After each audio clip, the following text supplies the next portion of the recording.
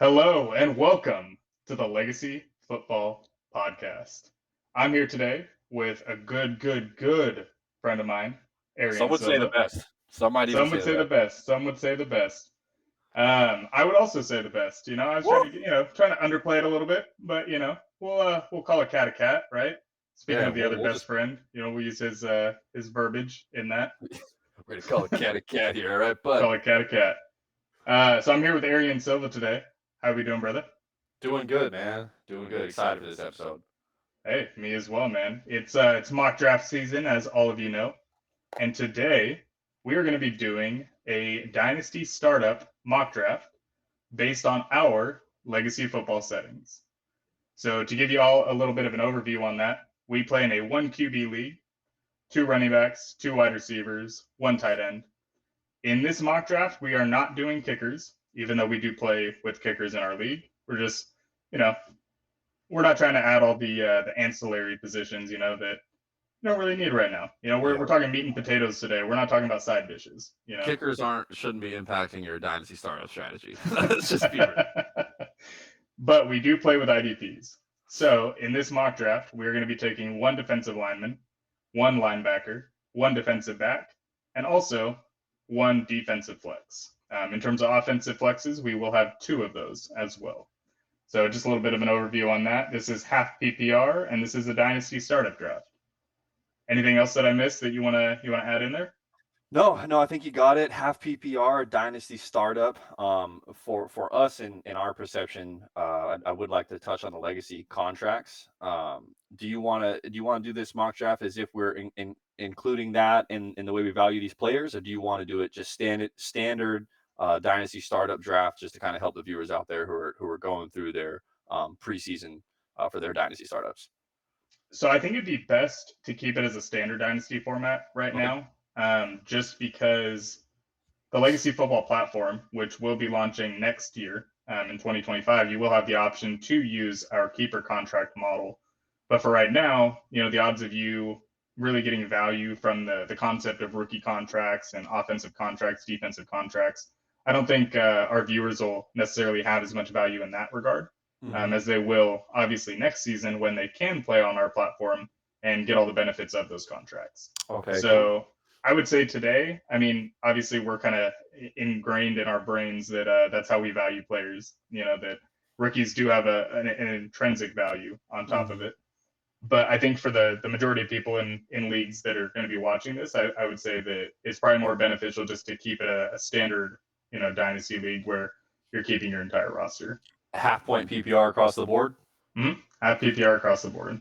Okay, so standard dynasty startup format, half point PPR across the board with IDP with the positional breakdown that you gave us in the earlier description. I'm sure we'll be able to input all of this in the notes at the bottom of the video, so people can take a look and see the exact format that we're drafting and understand why we value players where we do.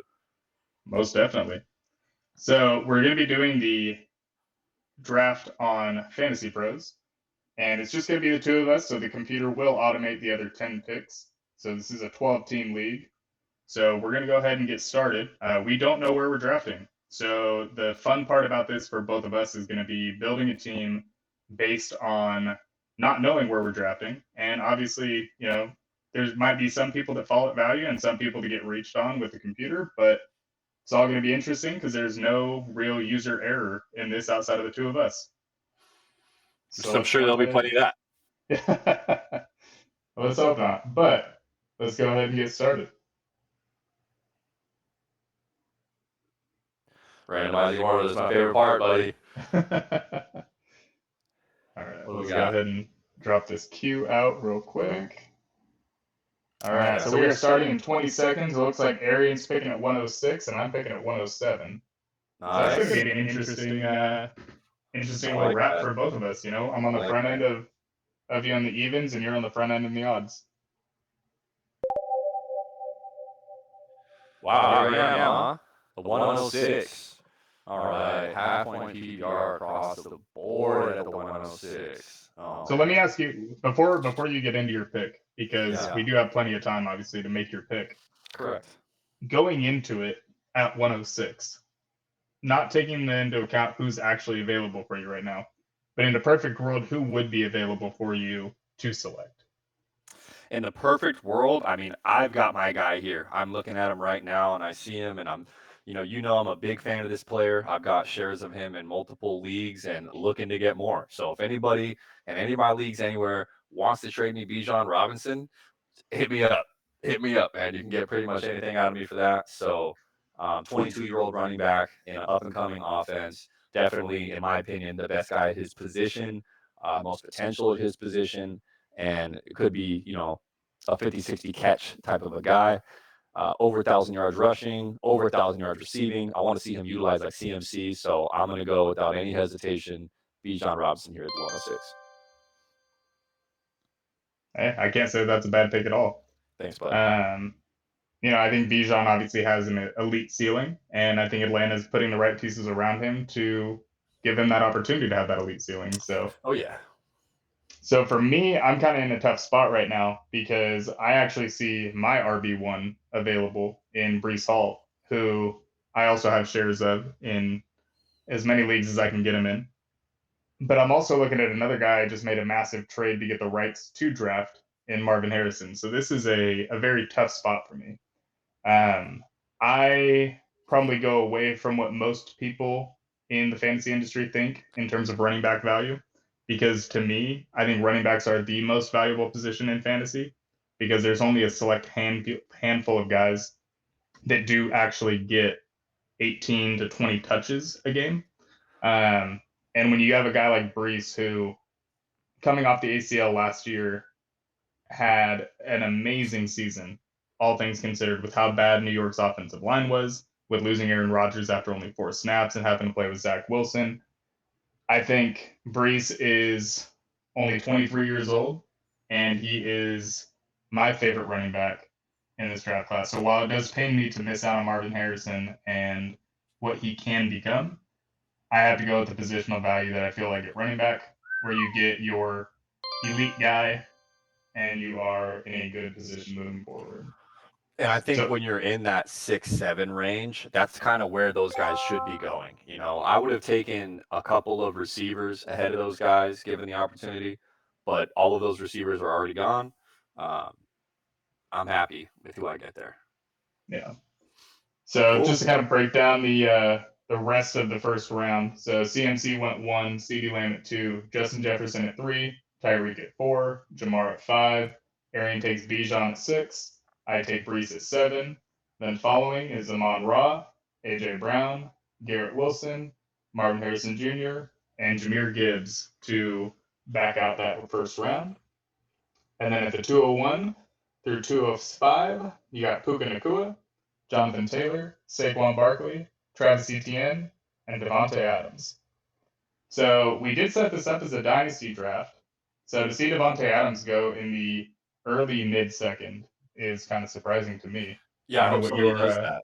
I hope somebody does that in actual dynasty startup format. I think he makes my bust list this year for a number of reasons, and primarily the draft stock. Where you got to go get him, the money, the capital that you got to spend to get Devontae Adams this year, it just doesn't add up, especially in the dynasty format. Yeah, I don't disagree with any of that. I'm a Raider fan, and I think Devontae is going to have an excellent season, even with the quarterback situation the way it is with Aiden O'Connell and Gardner Minshew. But in a dynasty draft, it's hard for me to take a 30-year-old wide receiver, especially in the first 2 rounds.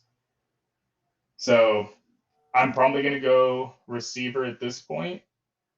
But honestly, Malik Neighbors to me, you know what? I'm going to do something that I typically wouldn't. I'm going to go ahead and draft your guy, Sam Laporta. Whoa. Whoa. I think when you're looking at a guy who has the elite upside of a position that it's hard to find a guy with elite upside in, I think for me, they have probably the best offensive line in the league. So it's going to give Jared Goff plenty of time to be able to make those passes. They have an elite running game with David Montgomery as the hammer and Jahmyr Gibbs as the electric nail, so to speak. Pew, pew. Amon-Ra and Jameson Williams are 2 great receiver 1, receiver 2s on the team. So I think that offense is just so well balanced. Whereas as much as I love Malik Neighbors, And I like Chris Olave. I'm going to have to go Sam Laporta here. And I cannot blame you, sir. I know it's only a fantasy world that you get to have him in, but it's still pretty cool, ain't it? Oh, definitely. I'll take an elite option at tight end over. Well, I wouldn't take him over an elite receiver, and I do think Neighbors can be an elite receiver, but I think it's just tough to pass up a guy that's proven at least last year that he can be the legit tight end Yeah. one. I see where you're coming from, and I think sitting here at this spot, being a dynasty format, and seeing a talented player like Malik Neighbors fall to me halfway through the second round, I'm taking him. Not going to question that value.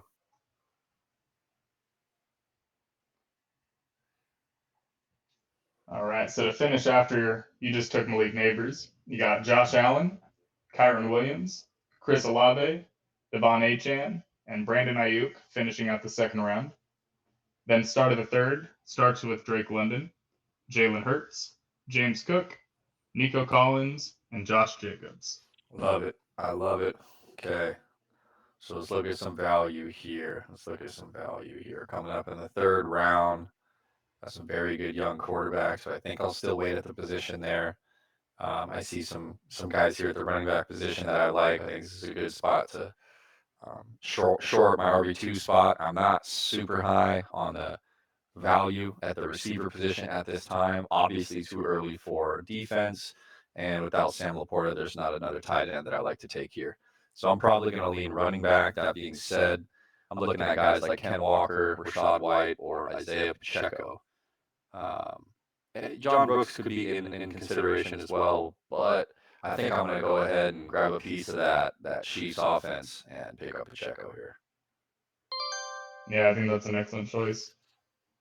Yeah, Pacheco to me is the last of the RB1s that you could probably get. So the fact that you started with Bijan and doubled down at running back, I think you're getting a lot of value at your RB2 spot relative to what most teams will have at their RB1 spot that waited. Appreciate that. Yeah. And with that being said, I'm going to look at a receiver since I don't have any receivers on my team right now. And I really don't like my options.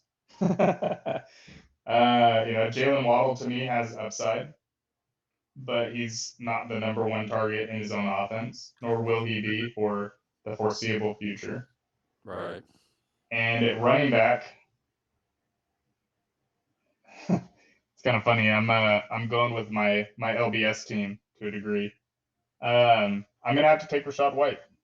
I think Rachaad White obviously has his own question marks about efficiency, and they're all fair to say. But if you look at what Tampa Bay had as an offensive line last year, they were ranked 32nd in run blocking. They targeted offensive linemen in not only the first round, but also the second and third rounds in this last draft. So clearly, offensive line was something that they wanted to address. Clearly, that is something that they put an emphasis on in their strategy. And the only person they really brought in is Bucky Irving, who has the best thing Bucky Irving does is also the best thing that Rachaad White does, and that's in the pass catching role. So I don't see Rachaad White losing much in terms of his overall usage from last year, but I do think he will become more efficient just because of how much better that offensive line projects to be. Yep. And now, okay, so you take a guy like Rachaad White, a great player and a guy that you're high on and have some stock in other leagues. Again, like you said, great receiver. And then who goes after that? We got Derrick Henry, who I see having a huge year this year, but at his age 30 season, can't expect much after that. Michael Pittman, solid pick. Travis Kelce, he's kind of falling down draft boards. Jalen Waddle, valuable receiver there. Trey McBride looks to continue that momentum he started last year. DJ Moore, I think that's a value. Anybody getting DJ Moore in the fourth round, this is getting great value.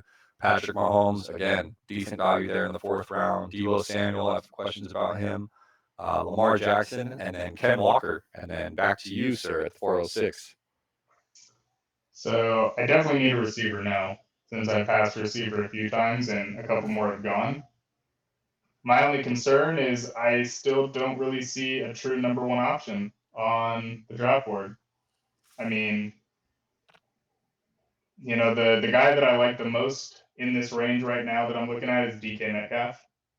and I think DK offers the best floor of any of these wide receivers this year. But I'm going to go ahead and do something that anybody watching this podcast from our group chat is going to be very interested in. And I'm going to go ahead and take Roma Dunze. I tend to be the low guy on Roma Dunze relative to everybody in our leagues. But I do think Roma Dunze is an extremely talented player. The only fear I have about him is this year, what his target share is going to look like.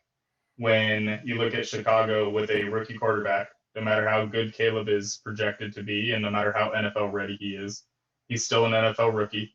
He's still going to have to learn the game at a whole different speed. He's still going to have to learn a new playbook.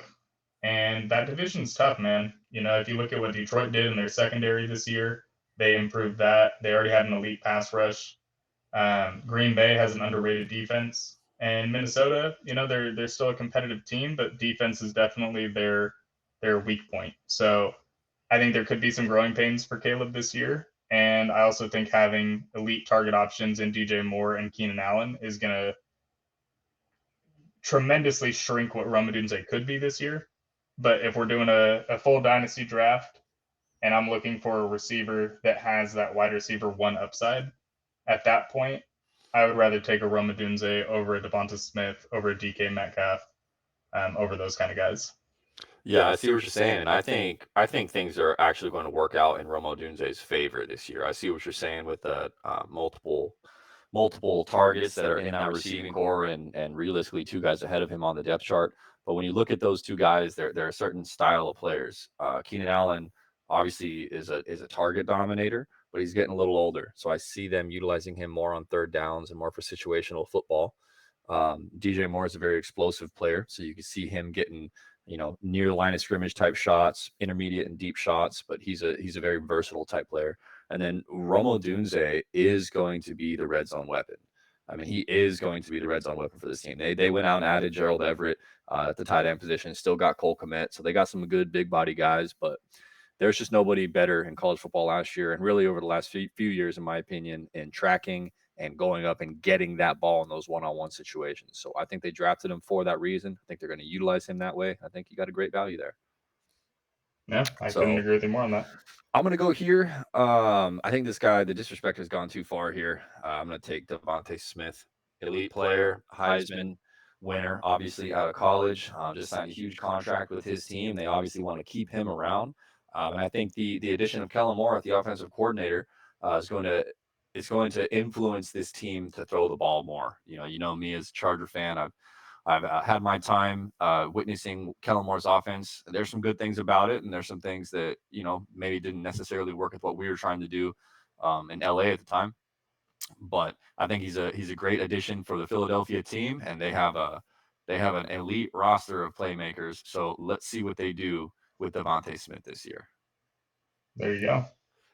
Yeah, the only thing that worries me with Devonta Smith, and I love him as a player, I think he is extremely fun to watch, and I think his route running is so underrated. But it's just the touchdown upside for me. He's gotten close to double digits the last 2 years, but he doesn't have the red zone threat opportunities because that typically goes to AJ Brown or Jalen Hurts, rushing in from 5 yards in. Right. Saquon Barkley, to me, I feel like obviously they're going to pound the rock a lot more inside now than they even did, because the biggest issue with DeAndre Swift has always been health. So when you look at Philly last year, they definitely didn't want to run inside the 20 with DeAndre Swift as often as they probably will with Saquon Barkley. So unless Devonta Smith is getting that 40-yard touchdown catch, I just worry about what his touchdown upside could be, because he's been a 1,000-yard receiver every year he's been in the league, if I'm not mistaken. So he definitely gets yardage. Yep. But it's just a touchdown upside for me. He was getting it in chunks towards the second half of the season last year, too. And that's when teams started to catch on to what Philadelphia was trying to do from an offensive standpoint. And then you look at him in weeks I think it's like weeks 10 through 18, and his production is significantly higher than it was at the beginning of the season when Philly was a lot more dominant, Yeah. So it's kind of a catch-22 with him, but great player. I'll bet on the talent here. Yeah. So don't disagree with you one bit on that. And that's your wide receiver too. Correct. That's my wide receiver too. I'm happy with that. Following up with that, I got some decisions to make here. Well, real quick, let's go over who got drafted after you. Okay. So you got Stephon Diggs following the Devonta Smith pick. You got Joe Mixon, DK Metcalf, Dalton Kincaid, and Alvin Kamara rounding out the fourth round. Then you have Ramondre, Zay Flowers, DeAndre Swift, CJ Stroud, and Aaron Jones. Before you actually go, is it interesting to you to see that only 5 quarterbacks have been taken in the first 4.5 rounds of Dynasty Startup? It is to me, but I think that the more experienced fantasy football players that you have in your league, the more your drafts are going to end up that way. Guys know that you got to stack playmakers. Guys know that running backs are hard to find mid-season, and the league does everything it can to protect these quarterbacks. And there's a good 12 to 14 guys that are startable. So I think in any of your leagues where you have experienced guys, quarterbacks, you're going to be able to get some good quarterbacks in that 5 through 7 round range. So I'm not leaning quarterback here just yet. I think that there's 1 or 2 more picks that I'd like to get in before I start leaning towards that position and taking a look to see what we got to offer there. But let's see. I think I'm going to take a guy who I'm a big fan of. Some people might call this a safe pick, and I'm fine with that. Say what you will. Mark Andrews is the #1 target on a great offense, and he is plummeting down draft boards. What did I just get him? 1, 2, 3. I got him in the 5th round. Mm-hmm. Is that accurate? So yeah, Mark Andrews, as the 4th tight end in the 5th round of a Dynasty startup is great value. I love the stacking up. 5th tight end, actually. Kincaid went in the 4th. There you go. I was actually eyeing Kincaid, to be honest. Yeah, no, I think Kincaid obviously has an elite opportunity, with having an unproven wide receiver core around him. But I think Mark Andrews is a great value pick in the 5th round. If you can get a legit tight end one, a top 5 guy at their position in the 5th round, outside of a kicker, if you can get a top 5 guy at a position in the 5th round, you have to take it. Absolutely. So, me on the other hand, I know we talked about this not too long ago, but I'm actually going to take a quarterback here because it's getting down to the point where if I'm looking at my tiers, there's still one tier 1 guy left, and if I can get an absolute cheat code at a position, I'm typically a guy that wants to wait on a quarterback. But seeing as how in the 5th round my running back options, I don't necessarily love. My wide receiver options, I don't necessarily love. I already have Sam Laporta at tight end, so I'm not necessarily worried about taking another tight end just yet. I'm going to go ahead and get my guy, AR-15, Anthony Richardson. Nice work. If you look at his overall performance in the 3.5 games he played last year, elite production. The biggest concern, obviously, is whether he's going to be able to stay on the field. But he's shown that when he is on the field, he is an elite producer. So I'm going to bank on him being able to stay healthy and him being a little bit smarter with the hits that he takes. And the weapons around him, I think, go underrated. You look at Michael Pittman, I feel like is just your blue collar kind of receiver. He doesn't get a lot of the spotlight, he doesn't get a lot of the fame, but he puts up numbers. You look at guys that they drafted in the last 2 years, like Adonai Mitchell and Josh Downs. They both do totally different things, but are totally valuable on the football field in tandem. And Jonathan Taylor behind a great offensive line. I think that Shane Steichen offense obviously has elite upside. And Anthony Richardson at quarterback with the rushing upside with those weapons, I could see him being a QB1 for years to come. Not only just a QB1, but the QB1. And again, this is Dynasty, so you got to go get your guy. You can't wait too long on quarterback. It does come to a point where it's like, hey, this is this guy's entire career. I really want to lock down that position. It's very important. Yeah. So, definitely. All right, so we're looking at value here. Anthony Richardson's gone with your previous pick, and then it's big run on running backs. Najee gone, Zamir White gone, Joe Burrow next quarterback, Dave Montgomery gone, James Conner, Zach Moss, Javonte Williams, and then we get T. Higgins, Mike Evans, which I think that's a pretty good value for the Mike Evans pick there. And then Tony Pollard looks to be a productive player in that Tennessee offense this upcoming season. Who are you going here? Who are you thinking at 6'6"? So I've got 2 running backs that I feel confident in Brees and Rashad. I've got one wide receiver that I really like in Rome Odunze. So I'm gonna go ahead and look at receivers real quick and see what we got. I was hoping the T was gonna fall to me. As much as I have question marks about the guy, I'm gonna bet on upside. And being a number one option in an offense that, while it might not be the most prolific passing game, it should definitely be improved than how it has been the past few years. Don't say what I think you're gonna say here. Don't you dare. So I'm gonna go ahead and pick in some Pickens. Sorry, Commish. I just threw my mouth a little bit. That one hit me right in the jejunum. Yeah. I mean, I think realistically his upside as a wide receiver one is limited relative to other wide receiver ones on NFL teams because he's a big play guy. He can go missing in games at times. But I do think that having the opportunity to be the guy there, they don't really have a whole lot of weapons around him that you are necessarily worried about from a passing standpoint. And he has shown in flashes. If you look at his highlights, he looks like the best receiver that's ever played. You watch the games and you wonder how he made an NFL roster sometimes. Yeah. But I would say overall, at that point, when I'm looking at guys like Jordan Addison, who's the clear number two, Rashee Rice, who's the clear number two, and also not really sure what his situation is going to be. You're higher on a guy like Tank Dell, who I wouldn't be surprised if that's who you take right here. But I think overall, I'm willing to bet on George Pickens being the guy in Pittsburgh and being able to flourish in that role.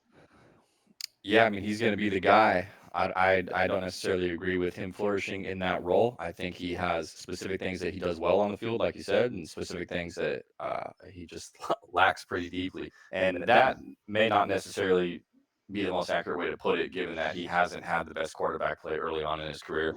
And what the things that he does well are like the most difficult things. You know, he does all the hard stuff really well. And one thing that I look for in my receivers, even from a fantasy standpoint, is how well and how willing are they to block. And George Pickens is a great blocker. No, he's a great blocker, man. He really is a great blocker. You watch him; he's out there putting corners on their ass. But then he'll have on one play, he'll put a defensive back straight on his ass, and on the follow-up play, he'll completely whiff a block. So you would just like to see the guy get more consistent all around. And I think maybe it's just kind of part of his character, and you're just not going to get that out of that guy. Well, there was a lot of drama last year with him not blocking for a Jalen Warren play, where he's like, I don't get paid to block kind of situation, and Jalen Warren had to come out and say, we would hope that they're willing to block for us kind of thing. It's weird, though, because you could pull up some of his highlights, and he's absolutely dogging guys, especially his rookie year when he felt like he had something to prove. So if he can humble himself and adjust his attitude a little bit, I think he could truly be a great player, but time will tell. Yeah. All right. So for me at this spot, I believe that I have the luxury of having two really good running backs. Two solid receivers right now, a solid tight end. So this is best available from a dynasty standpoint in my perspective, where I'm picking right now. So I love the value here of a guy like Jonathan Brooks.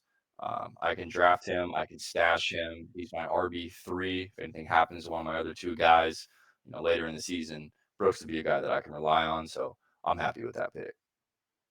Yeah, I think the upside alone on it, you have an opportunity to get a RB1 that has an elite metric, coming out of college. If you look at any of the elite athleticism scores that he has, his production at Texas, is very, very high on that percentile scale.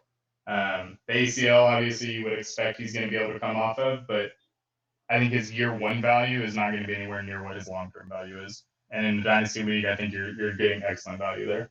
Yeah. Thank you. See where you're coming from there. All right. So to finish off that round, you got Devin Singletary, Jalen Warren, Rashee Rice, Raheem Mostert, and Cooper Kupp. Crazy to think that Cooper Kupp is going at the end of the 6th round nowadays. Crazy. Fell off real quick. And then to start the 7th, you got Dak Prescott, Austin Eckler, Justin Herbert, Amari Cooper, and Keenan Allen. All right. So where do you think you're going to go in the middle of the 7th? In the middle of the 7th.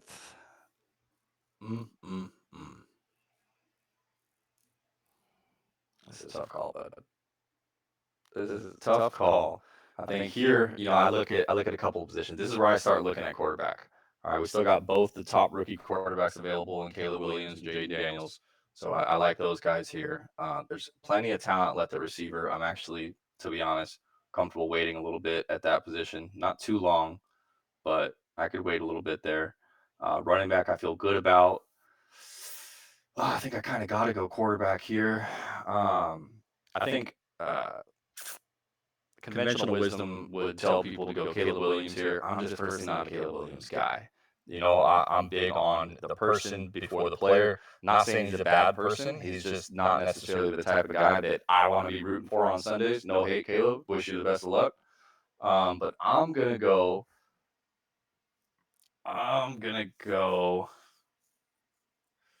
Caleb Williams. Oh. Just the draft just ended on me. Oh. Is it still up for you? Yeah, still up for me. Let's see. So less than ideal. Where was I there? Let's see if I can just go back. Okay. There we are. I'm back in it. Okay. User error, guys, User error, it happens. So at this time, I'm going to, again, go with another cheat code option here. And I say that the rushing upside of Jaden Daniels is just too much to pass on. I'm going to take the young look at LSU. There you go. I think fantasy-wise, it's easy to see Jaden Daniels having a much bigger upside than Caleb Williams. Right. From a receiver standpoint, he has not as good of receivers as Caleb does, but he has very, very good weapons for a rookie receiver. I'm a big fan of Terry McLaurin. I like Jahan Dotson a lot coming out a couple years ago. You look at Austin Eckler in the pass game, that's where he shines as a player. And then obviously you talk about the rushing upside. If Washington can be a more competitive team and they can give Caleb or Jaden a little bit of more help in the run game where he's not having to run all those plays himself, I think they could be a very, very good offense. And I think he could be a very, very, very big producer in fantasy. Like it. All right. So for me, I'm kind of looking at my team, and I've got a fairly well-rounded team, I feel like. I have two running backs. I haven't taken one for a couple rounds, which is typically unlike me. Got two receivers that both have their own question marks in my head. So receivers is definitely a position that I would say that I need to kind of focus on. But I don't really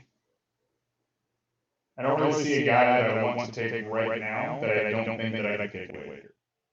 So I'm going to go ahead and get my guy. And that is arguably the best tight end prospect to ever come out in the NFL. And that is Aryan. Not an argument, in my opinion. He's just the best tight end I've ever seen play football.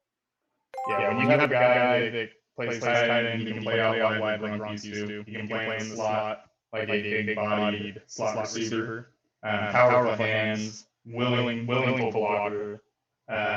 He's elite in every category, So I don't think there's a knock in his game outside of potentially who's going to be throwing him the ball. Which in Dynasty, I'm not as concerned about that as I am in redraft. Because you would assume, granted the Raiders haven't shown a propensity of making the right decision all the time, but as a team, I do think that Gardner Minshew or Aiden O'Connell will be serviceable enough for Brock to have elite production. And as a player, his run after catch is unmatched. So as long as they can get the ball in his hands, even as a running back sometimes, they'll use him in that H-back position. So I think Brock Bowers in the 7th round in a dynasty draft, to me, tight end is set for me for a long time. Probably flex one of them out more often than not. And I'm feeling good about that. Love it. So to finish out the round, you got Kyle Pitts, Jackson Smith-Njigba, Ladd McConkey, Nick Chubb, Jordan Addison. And then start of the 8th, you got Brock Purdy, Terry McLaurin, Tajay Spears, Jaden Reed, and Caleb Williams. So I'm not going to lie, I was hoping Terry McLaurin was going to fall to me at the middle of the 8th spot. I didn't think Brock was going to fall to me just because of I don't know, Brock to me in the 7th round is a steal. So I didn't think he was going to be there back on the wrap. I was hoping Terry McLaurin was going to be there, but clearly he's not. So now we're going to look back in the wide receiver realm and see who we have as an option. And I'm going to go ahead and take the big guy, Neon Keon Coleman. Atta boy. At FSU, he was one of my favorite receivers, and I know there's been a lot of comparisons to Kelvin Benjamin just because he's a big guy that has trouble separating at times. But I think he is an underrated athlete.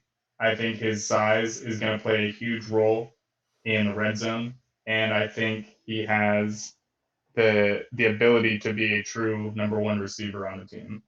So being able to package him with the rest of my young wide receiving core, I'm pretty stoked about that. Feel good about that one? I do. Good. So we're at that RB dead zone. You know, there's tremendous value there with Trey Benson. And then we're looking at guys like Blake Corum, Kendra Miller, Jerome Ford. Oh yeah, that's there. I'm not drafting a running back. Let's see what we got here. I mean, Tank Dell's an outstanding value. I could have taken him last round. I felt good about it. So seeing him here, I really like that pick. But I also look at a guy like Xavier Worthy, and I think he's a better prospect with a better draft profile going to a team with a better quarterback. So the argument for me is really going to be between Tank Dell and Xavier Worthy. And from a dynasty standpoint, man, it's a tough call. It really is a tough call between those two players. I gotta think. I'm gonna go Tank Dell here, just because I like my team and I think we got a chance to win it this season. So I'm gonna go with Tank Dell to round out my starting position. There you go. Right. And then looking at the draft board, we went after young Tank. We got Brian Robinson Jr., great value there in the 8th round, getting a guy like B-Rob. Calvin Ridley, Chris Godwin, Xavier Worthy. There he is. Christian Kirk, Christian Watson. That's another guy I was eyeballing. Foye Oluokun, a linebacker, first defensive player gone. Uh-oh, we got to start thinking defense, bro. There's always a run on IDP after the first one goes. Man, here we go. I'm going defense. Let's see who's available. I think that the most difficult position to get consistent production out of is going to be the defensive line position. Of the players available, what I really like about Micah Parsons is that I can plug him into multiple positions. And I think from a production standpoint, he's going to be as productive as any one of these guys. Now, Fantasy Pros has him as a tier 2 defensive player. That's tough. Let's see. Myles Garrett, I love me some Myles Garrett. That guy's a beast, bro. Is Micah listed as a linebacker or a D lineman? He's listed as a linebacker / D end. So you get a little bit of versatility there. Okay. So I kind of like that, but I mean, Mad Max is sitting right here. Yeah, you don't take Raiders though. I don't. He's 26. He's a little old for my taste. Aiden Hutchinson here, 23. Aiden Hutchinson absolutely making plays all over the field on a great team. Micah Parsons. I mean, you want to have one of these premier pass rushers. It really doesn't matter which one you go. Just to have fun with this one, I'm going to go with Aiden Hutchinson here. There you go. If you had him in a fantasy championship game last year, I would imagine that you won, considering he had over 20 points. Considering he's an absolute baller. I mean, you don't see D lineman getting interceptions consistently, and that dude finds a way to drop in coverage and intercept the ball. So that's a hell of a play for a defensive player. Yeah. All right, and I'm going to go ahead and stick with the theme, and to me, this is a no-brainer. I'm going to go ahead and take Mad Max. Easy money. He finishes as the D-line one the last 2 seasons, and that was with him being banged up, and once again with a defense that was not necessarily elite in any category. Last year, once AP took over, we did actually end up having a much better defense. We finished in the top 10 of scoring defenses the second half, or once AP took over. From that point on, we were a top 10 defense in points per game. And we brought essentially backed that entire defense, added Christian Wilkinson, who is going to take a lot of pressure off of Mad Max. So if he's been the D-line one over the last 2 years without having a really a Batman or a Robin to his Batman, I definitely see him having elite upside once again and continuing that same trajectory that he's been on, just wrecking games left and right. Best defensive player in the league, in my opinion. Maybe that's a Humber pick. Maybe it's just because I actually watch Raider games, unlike a lot of the national media does. But he's a game wrecker. He has the motor like no other. And to think that he's not the number one defensive player off of anybody's boards is pretty wild to me. But to finish out the rest of the 9th round, after I took Max, you got Hollywood Brown, Brian Thomas Jr., Roquan Smith, Deontay Johnson, Zaire Franklin, Bobby Wagner started the 10th, Blake Corum, Ernest Jones, Romeo Dobbs, and Bobby Okereke. So we definitely got a lot of defensive players going on a run right now. So let's go ahead and take a look and see where we're at the main positions with running back and wide receiver again.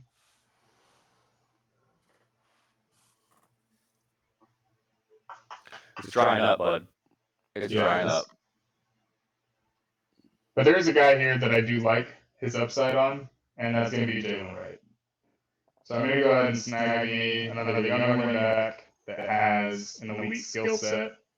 He ran a 4.2 4.40, if I'm not mistaken. Jalen Wright did not run a 4.2. Jalen Wright ran a 4.3 What do you run? 4.3 something? Yeah, let's see. I'm going to say, if you got that info, I'm happy to hear. He ran a fast 40, though, and I know he's a bigger body. 4.38. Okay. So he ran a 4.38 40. He's a bigger body back with great pass catching ability in an offense that utilizes speed. So I'm going to go ahead and bet on that speed and bet on his opportunity to get on the field. Kind of a discount Devon Achane. Devon Achane going at 211. I was able to get Jaden Wright at 1006.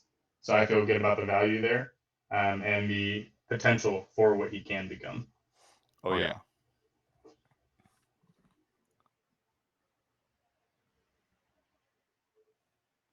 All right. So let's see. Is it me? Wow. Let's look at the draft board. All right, Jalen Wright's gone. I think that's the last rookie running back that would have any pop. Let's see. They still got Marshawn Lloyd available. Honestly, I'm a fan of Kendra. I'm a fan of Jerome Ford this season. I mean, there's definitely some good productive players. I want to fill out one of my other flex positions.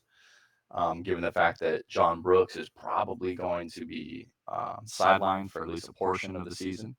So I'm going to be looking here for a productive player that I can plug in and score some points off of. And I really feel like this guy here that I'm about to take is going to leapfrog some guys in that wide receiver room in Indy, and that's Adonai Mitchell. So I'll take Adonai Mitchell here, bet on the potential, bet on talent. See where it goes. And what happened after that? Oh, Jerome Ford. Oh, wow. All the potential left in the running backs is completely gone. Quick. I only have 3 running backs. I need to definitely look into maybe getting one more of those guys. Let's see. So yeah, you got Jerome Ford, Gus Edwards, Zeke, Nick Bolton, Marshawn Lloyd filling out the 10th round. Then Josh Downs, Zach Charbonnet, J.K. Dobbins, Cortland Sutton, and Jameson Williams. What's interesting to me is, not to kind of take away your pick real quick, but if you look at the Chargers backfield, I was watching the Rich Eisen show last week, and they had Austin Eckler on, and he asked Austin Eckler, why he wasn't back with the Chargers, and kind of alluding to, his obviously move to Washington. And he made the comment that they want somebody that can run the ball 300 times. And in my opinion, obviously with running backs specifically, it's all about opportunity. If you have a guy that's obviously elite in his efficiency, like a Devon Achane, then obviously you don't necessarily need the volume. But I would say for 99% of running backs, volume is key. So if you have a running back group that is going to have the ball 300 times, even if it's a 150 kind of split, it's kind of wild to me to see that the two lead backs in that offense are going in the 10th round plus. Yeah, I agree. And I think somewhere I'm seeing some pretty crazy value right now is the quarterback position. I mean, Kyler Murray, Jordan Love are still available. So I think I got to take one of those guys. I'm going to take Jordan Love here just to give me a little safety net for Jaden Daniels' transition to the NFL. And we'll see how that plays out. Hopefully that's a pick that would offer me some value. Yeah. I was actually thinking the same thing when it comes to quarterbacks, because if you look at the draft board, not even every team has a quarterback yet. And granted, this is not super flex. Actually, no, it does look like, yeah, every team does have a quarterback. I'm not unafraid to draft two quarterbacks. Like, I have no problem having a second guy and utilizing that player as trade bait, because somebody goes down every year and there's inevitably one team that's not prepared for that position, and then you're getting a huge value exchange on a guy that's probably sitting on your bench. You'll be able, I could potentially end up trading Jordan Love, mid-season to a contending team who's out a quarterback in exchange for a first-round pick in this upcoming season, or even a startable running back or receiver, which obviously, if you look at the draft capital that was invested, that's a big win. Yeah, definitely. And that's where, to your exact point, when you have a rushing quarterback, you have a lot more worry about them being on the field long term. With Jaden Daniels, obviously, I think his running style is a little bit different than Anthony Richardson in the way that you have to worry less about that. Right. But for me, because Anthony Richardson obviously does have a little bit of that concern, I'm also going to double down on the quarterback spot, and I'm going to go ahead and take Kyler Murray. Kyler Murray's the end of my tier 2 quarterbacks. So you get a tier 2 guy at the 10th round. I think is huge. And obviously, with the worry about Anthony Richardson and his health, Kyler obviously had his own ACL tear just last year that he came off of, or the 11th round actually. I think the value is there to take a guy like that and feel confident that you have a high end starter in the midst if something does happen. Oh yeah. So we got a couple more IDPs going after that. You had CJ Mosley right behind, then Kendre, Kyle Hamilton, Curtis Samuel, Antoine Winfield. Then start of the 12th round, you got Ty Chandler, Michael Wilson, TJ Watt, Roshan Johnson, and Nicky Bosa. So I'm going to go back to the well on IDP, but I'm going to be looking at linebackers now. And I think it's hard to go away from a guy like Fred Warner, who is consistent when he's on the field, absolute tackling machine on an elite level defense. I don't really think there's a whole lot you have to say about Fred Warner to get excited about the pick.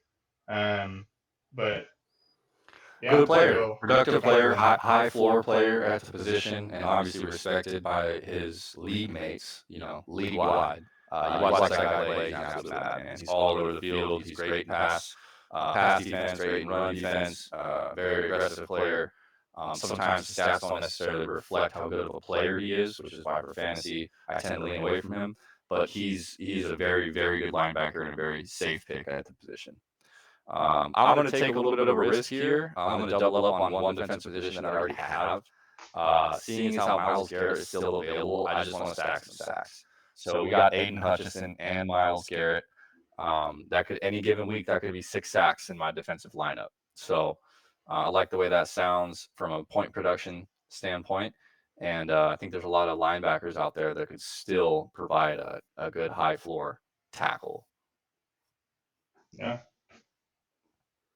So after you took Myles, you got Chuba Hubbard, Rico Dowdle, Jaleel McLaughlin, Jaquan Brisker, Tyler Lockett, and then Jacoby Meyer, Antonio Gibson, Ray Davis, Tyler Algier, and Khalil Herbert to round out up to your pick. All right. 1306. Okay, 1306. We're looking for some. Ooh, there's some valuable rookies still left here. There are some very valuable rookies still left here. Let's see. Valuable players as well. I see some sleepers at the wide receiver position that I'm a fan of. Let's look at these running backs.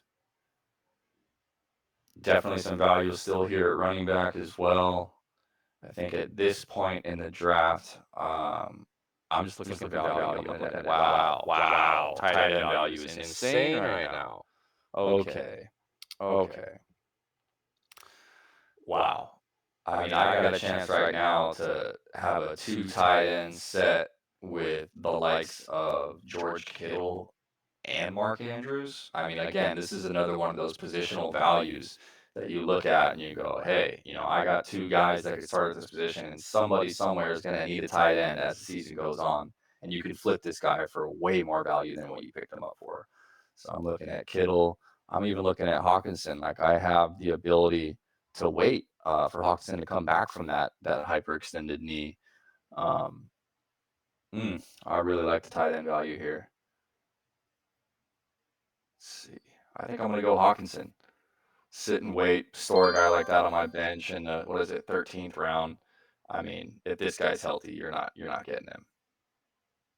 Yeah, you're definitely not getting him in the 13th. He's probably going up closer to the 8th or 9th at bare minimum. For sure.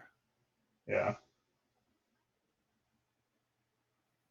So while there is a lot of value at those positions right now, I already have 2 tight ends. I kind of jumped the gun on the guys that I wanted.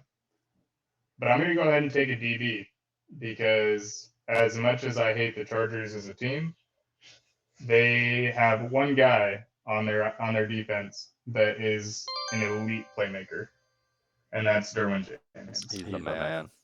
So I'm going to go ahead and solidify my starting defense now with Max Crosby, Fred Warner, and Derwin James. Feel really confident about those 3 guys. Still got to find a flex, obviously, but with those 3 guys as the core of my IDP unit, I feel really solid on a weekly basis. I'll have the number 1 guy in any of the matchups that I play in. I like it. So following the Derwin James pick, you got Jermaine Burton, Jerry Jeudy, Elijah Mitchell, Khalil Shakir, Micah Parsons, falling all the way to the last pick of the 13th round. Crazy. Mike Williams, Evan Ingram, Jimmy Ward, George Kittle, and Jesse Bates. So I'm going to go ahead, and I still need more running back depth for sure. If there's one position that I like having the most, I guess, not necessarily handcuffs, but you just want to have the most on your team of, just because of how volatile the position can be, it's running back, in my opinion. I agree. So I'm going to go ahead and take a rookie that I really liked coming out. I'm going to stay in the AFC West. And I'm going to go ahead and take Audric Esteem out of Notre Dame. If you look at what Denver's done this offseason with their running back group, I like Julian McLaughlin a lot. I think he's a great pass-catching back. But I don't think Javonte Williams is going to be long for Denver anymore. He wasn't somebody that Sean Payton brought in. He wasn't somebody that Sean Payton drafted. And I don't think he looked the same after he came off the ACL last year, unlike how Breece Hall did. So I don't necessarily think it's Javonte's backfield anymore. And if you're giving me an opportunity to have an offense that wants to establish the run and has shown in the past with Alvin Kamara and Mark Ingram that they can support multiple running backs in an offense and have high production out of it, I'm going to go ahead and take who was one of my favorite rookie running backs coming out. I love it. All right, let's see. I think I'm going to stick with the theme and be stoked about the value to get my guy Kimani Vidal here. We're talking about Hall of Fame bloodline for this guy. We're talking about one of the best pass protecting running backs in all of college football. And we're talking about the most productive player at the running back position in all of college football last season. Now, I know he's an FBS player and did play against lesser competition, but the guy was an absolute bulldozer, very good athlete, very good, strong genetics. So I think he makes a huge impact on this team year one. I mean, you see, obviously they brought in Gus Edwards to be the guy. They brought in J.K. Dobbins, literally just took Baltimore's running back room from last year with Greg Roman and just brought it on over. So I think both of those guys have a chance to be very productive. But if one of those guys misses time, Vidal's going to see some opportunities, and if he gets opportunities, I think he's the most electric guy that the Chargers have in the backfield right now, and love to see what he can do. Yeah, and we were talking about it earlier. If they want a guy that has 300 touches, Gus Edwards obviously has the body for it, but he doesn't have the past workload to support that. Right. J.K. Dobbins obviously a very injury-prone type of player. So considering this is a John Harbaugh pick, it wouldn't, or a Jim Harbaugh pick rather, it goes to show that he very well could be that guy that handles a heavy workload. Oh yeah. So do you want to read off the next guys leading up into your pick? Yeah, let's see. So we went Kimani Vidal, right? And then Rashid Shaheed, Ricky Pearsall, Xavier Legette, Roman Wilson, all rooks going right around one another. I think it's a fair value there. Palmer, Daniil Hunter, who definitely gets hot in the sack department. Bucky Irving, David Njoku. So good players, good value there. I'm looking at rounding out my defensive players. So let's look at defensive back. It's hard to find guys at that position. I hope my guy Minkah Fitzpatrick is still there. So I'm going to go Minkah Fitzpatrick here. Great player, great athlete. Love the fact that he plays in that Pittsburgh system, which tends to produce high-level fantasy defensive backs year in, year out. And he's been the progenitor of that for the last couple of years, and look forward to that continuing. Yeah. I'm actually going to stick with your Pittsburgh Steelers theme and go with a different IDP player. And we're going to go ahead and swoop up Patrick Queen. Nice pick. I think Patrick Queen obviously was a stud in Baltimore before Roquan got there. Was still a stud even with Roquan being there. And if you just think of teams and their Hall of Fame pedigree, and I'm not trying to say that Patrick Queen's a Hall of Fame player. Let's not overstate that. But if you think about teams that have the history of having elite linebackers, the Steelers are one of those teams. You look at the Bears, you look at the Ravens, you look at the Steelers.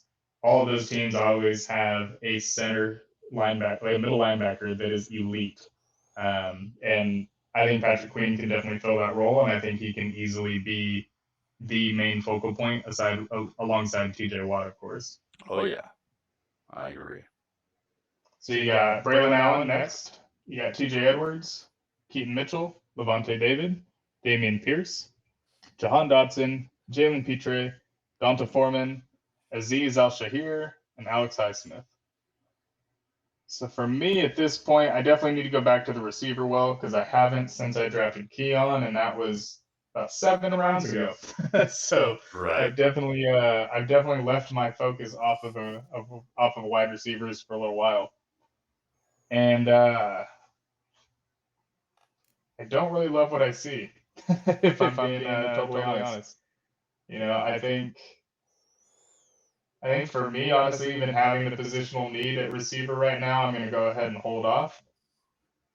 And since this is a dynasty league, I'm going to go ahead and take a third quarterback that I think could have elite trade value long term, or could just be a really fantastic player for me alongside of the other 2 guys that I got.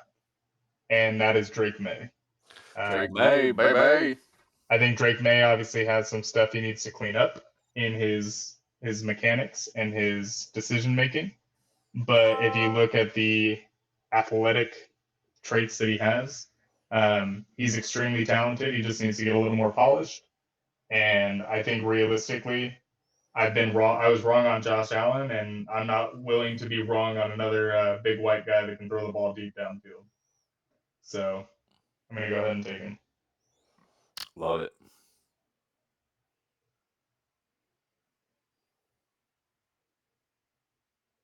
So that's your own clock. Love it. Here I am. Rock you like a hurricane. Let's go. Okay, only position left in our starting lineup is linebacker. I feel like we can wait on that. Let's see. Let's look at value. What do we got? Still some really good tight end value there. I can't believe that. Makes me regret taking a tight end so early. And then, boom. Some guys that are just absolutely free, basically. We're drafting free players at this point. I mean, take your pick. They're all right around same-ish value. I'm going to take a shot on a guy that I think everybody is down on right now, and I think this time next year, he could be a top 30 to 40 player at his position. And that's Quentin Johnston. I think he's going to be a very productive player in our offense. I think he got had a rough rookie season, obviously, and didn't put a lot of great stuff on tape. But the potential's there. You see the body control, you see the athleticism. It's really rare for a big guy like that, to be able to run after the catch and make guys miss in the open field. And if he can put it all together and just relax and catch the ball, I mean, we got a great player. Yeah, I don't think his issues definitely don't stem from his legs. It's his hands. For He's a sure. great route runner. He knows how to create separation, but it's those concentration catches. And I don't want to write a guy off after their rookie year. And obviously, if you're talking about his opportunity, he's definitely got it. But I definitely think there's a reason why the fantasy community is lower on QJ as they were when he was coming out.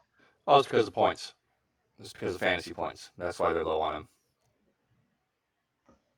All right. So you come back on the clock with Alex Singleton, Jake Ferguson, Dallas Goddard, Clyde Edwards-Helaire, Dalton Schultz, the linebacker, Josh Allen, Gabe Davis, Logan Wilson, Quay Walker, and Quincy Williams all gone. So a little bit of a run on linebackers. This is a guy I want to take here at the linebacker position, who I've rostered in the past in IDP format. I believe last year he was a second-year player, but just absolutely bust on the seat. Number 43 for Buffalo Bills. That's Terrell Bernard. Absolute stud of a player. Not exactly a household name, but for those who do play IDP and who do pay attention to what those guys are producing from a statistical standpoint during the season, Terrell Bernard was all over the field. He's also a very young player, and I see him continuing that stretch. There you go. All right, Commish, I have to hop off. We got a few more bench spots to fill out, but I think this gives people an idea of strategy and things to look at. Do you have anything else you want to say before we wrap it up? No, I think we had a really good run. I think 17 picks is more than enough to do in a dynasty startup draft with IDPs included. At this point, just taking best player available is definitely a well-rounded way to strategize it. But yeah, I don't necessarily think there's anything else that I would add. I think that was an excellent overview of the draft and excellent overview on strategy. If there's one thing that you would have done different, what would it have been? Well, given how this shook out, I would say wait on tight end, but I don't think that it would be like that in reality. I think people know the positional value, and I don't see guys like TJ Hawkinson being available in the 13th round. It's just it's probably not going to happen, Yeah. Well, there was 5 rounds of not a single tight end going from when Kyle Pitts went to you taking TJ Hawkinson. Right. And that's where I don't think a guy like Chuba Hubbard is going to go ahead of guys like David Njoku or George Kittle or Evan Ingram, not in a dynasty draft, So I do think that this is it's a fun thought experiment, but I definitely see in a real live draft setting that things getting shaken up a lot more than we currently see on the screen. Yes, sir. But well, good stuff, Commish. Appreciate you as always. Yeah, and I would love everybody in the comments to say who they liked more out of whose draft. So one final rundown before Aryan gets off.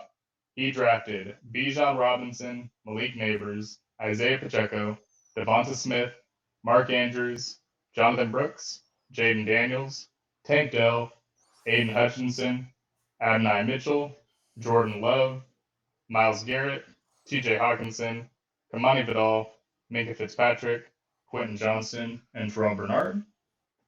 And I drafted Breece Hall, Sam Laporta, Rachaad White, Rona Dunze, Anthony Richardson, George Pickens, Brock Bowers, Keon Coleman, Max Crosby, Jalen Wright, Kyler Murray, Fred Warner, Derwin James, Andre Castine, Patrick Queen, Drake May, and for the sake of me having a 17th player as well, we're going to go ahead and take a receiver, and we will go Jalen Polk. Love it. Because I actually like Jalen Polk a lot, stacked him with Drake May long term. And now I have both of the Washington receivers from last year on a national championship contender. So Nada. yeah, so in the comments, let us know whose draft you liked more. Otherwise, excellent episode. Happy to have been able to do this experiment with you. Please like, follow, and share for more content long term. And give us feedback on our draft or other topics that you'd like to see us do. And we're here for the people, and excited to get these going for you guys.